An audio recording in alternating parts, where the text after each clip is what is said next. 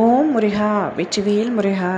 வேலுண்டு வினையில்லை, மயிலுண்டு பயமில்லை. என் அன்பு தங்கமே, இன்று உன்னை தேடி ஒரு நபரை வர வைக்கப் போகின்றேன். என் மூலமாகத்தான் அந்த நபர் உன்னை தேடி வரப்போகின்றார். நீண்ட நாட்களாக அப்பா பண கஷ்டம் அப்பா, என்ன செய்வது என்று தெரியாமல் தவித்து கொண்டிருக்கின்றேன். எப்படியாவது எனக்கு உதவி செய்யுங்கள் என்று கேட்டுக்கொண்டிருந்தாய் அல்லவா? வரவேண்டிய பணமும் சரியான நேரத்தில் கையில் வந்தடையவில்லை.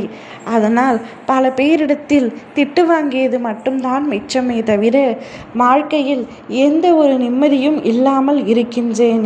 எப்படியாவது எனக்கு உதவி புரியுங்கள், என்னை விட்டு விடாதீர்கள் என்று நீ கூப்பிட்டாய். உன்னுடைய கூப்பிட்ட குரலுக்கு ஓடி வந்து நிற்பேன் என்று பல முறை கூறினேன் அல்லவா? இன்று உன்னை தேடி வர நான் முடிவெடுத்து விட்டேன்.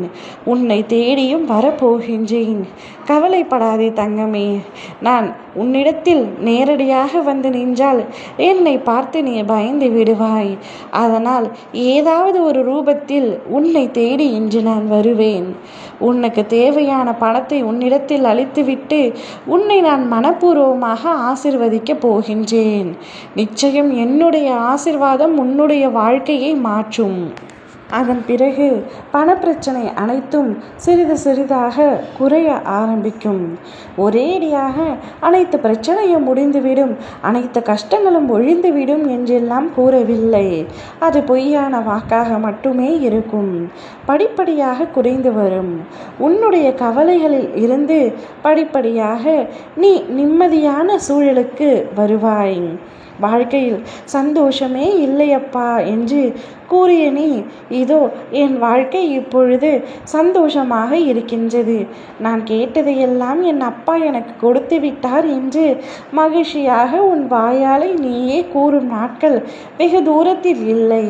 அனைத்தும் கூடி வர போகின்றது. உனக்கான நேரம் இப்பொழுது வந்துவிட்டது. அந்நேரம் நன்றாக அமைந்துள்ளது.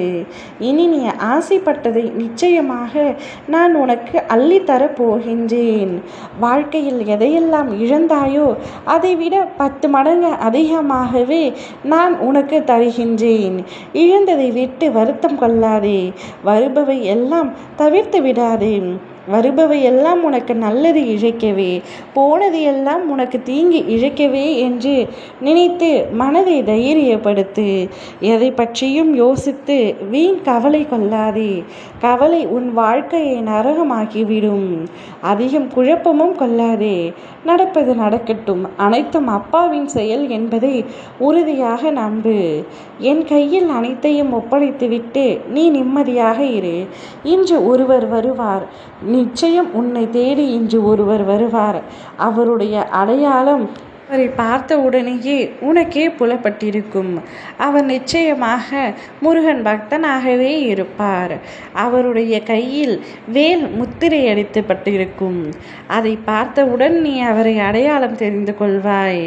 என் மூலமாகத்தான் அவர் வருகிறார் என்று. ஓ முருகா.